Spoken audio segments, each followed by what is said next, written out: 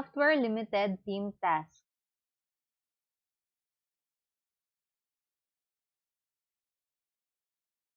Task number 1. Rick has asked you to help him develop a recommendation for future software testing. One of his concerns is that in system testing, it is virtually impossible to simulate every system transaction and function. Specifically, Rick wants you to suggest some guidelines that will produce the most reliable test results. He suggested that you should consider who should be involved in the testing, what types of transactions should be tested, and when the testing should be done.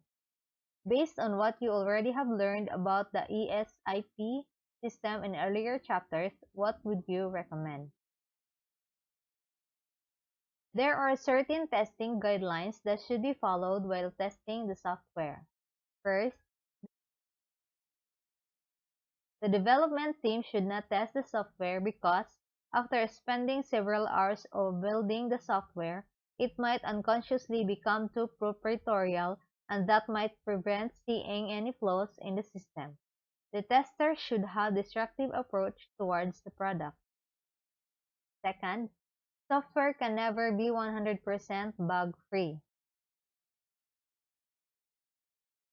Testing can never prove that the software to 100% bug-free.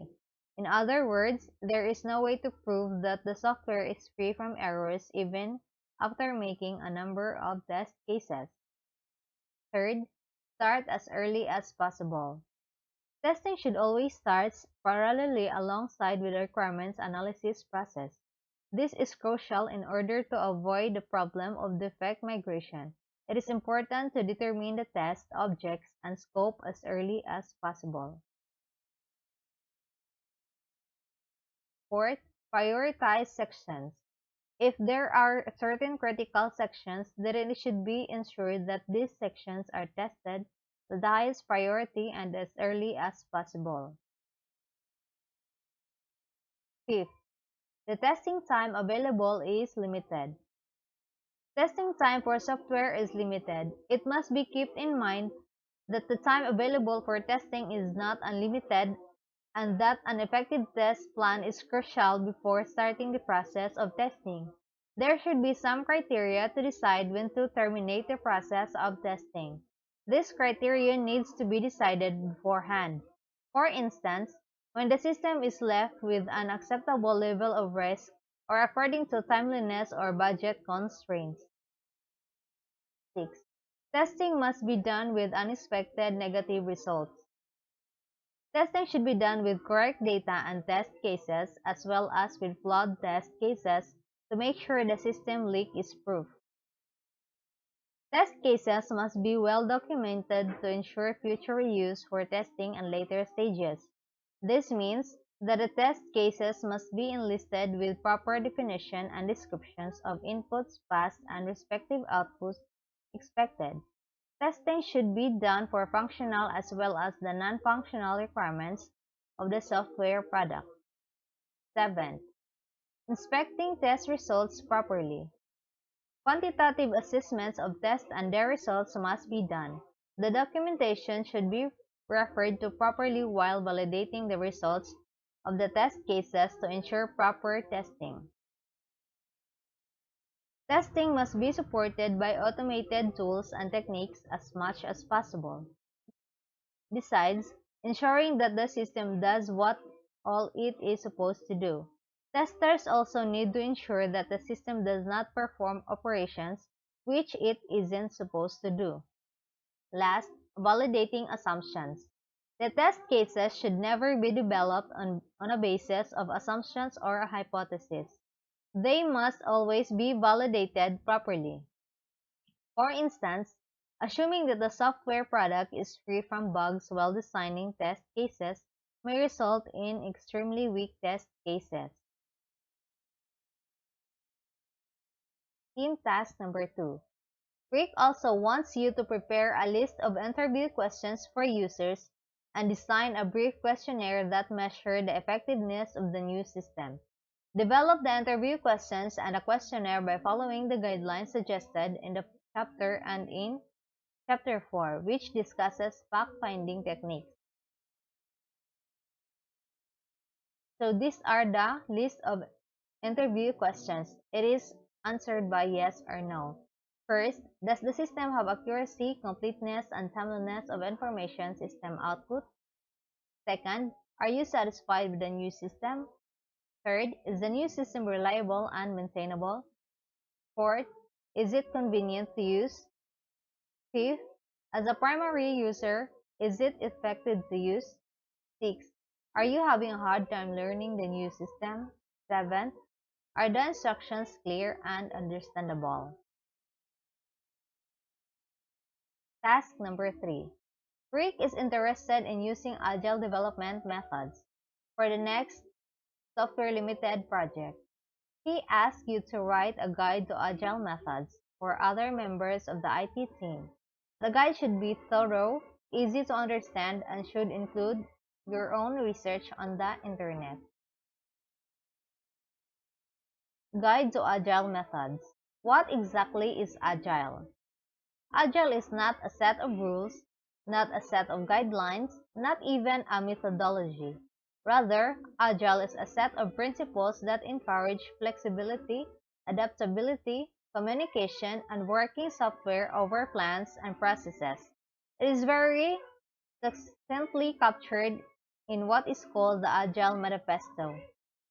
Agile software development allows the team to work together more efficiently and effectively in developing complex projects.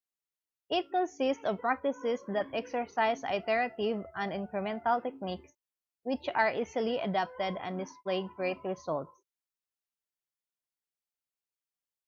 Advantages of Agile methodology. First is the customers continuously get a look and feel of the project progress at the end of each iteration or sprint. Second, each sprint provides the customer with a working software which meet their expectations as per definition of done provided by them. Third, the development teams are quite responsive to the changing requirements and can accommodate changes even in the advanced stages of the development. Fourth, there is a constant two-way communication which keeps the customers involved. Thus, all stakeholders, business and technical, have clear visibility on the project's progress. And last, the design of the product is efficient and fulfills the business requirements. Disadvantages of Agile methodology. Though there are several advantages of Agile methodology, there are certain disadvantages involved in it too. First, comprehensive documentation is not preferred, which can lead to Agile teams incorrectly interpreting this as Agile doesn't require documentation. So the writer gets lost on documentation. This should be avoided by continuously asking yourself if this is sufficient information to proceed or not.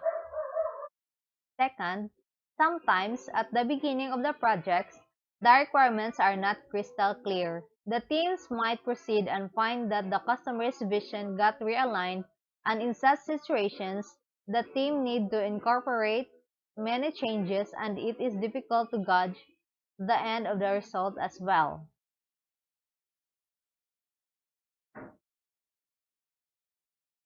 Types of Agile methodologies.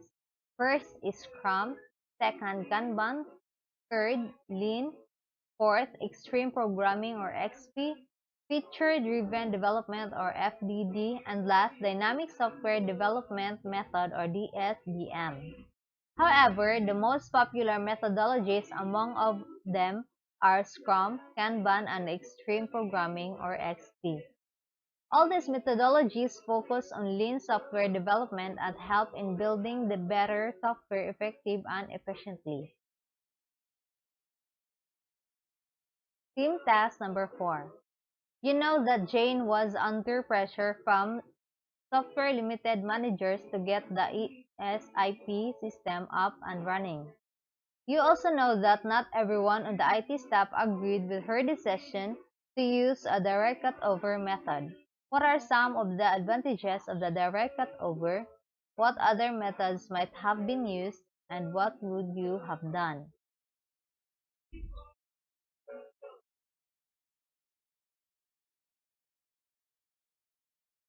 We all know that direct cutover involves more risk than other changeover methods. Regardless of how thoroughly and carefully you conduct testing and training, some difficulties can arise when the system goes into operation. Problems can result from data situations that were not tested or anticipated, or from errors caused by users or operators. A system also can encounter difficulties because live data typically occurs in much larger volumes than test data. Detecting minor errors also is more difficult with direct cutover because users cannot verify current output by comparing it to output from the old system.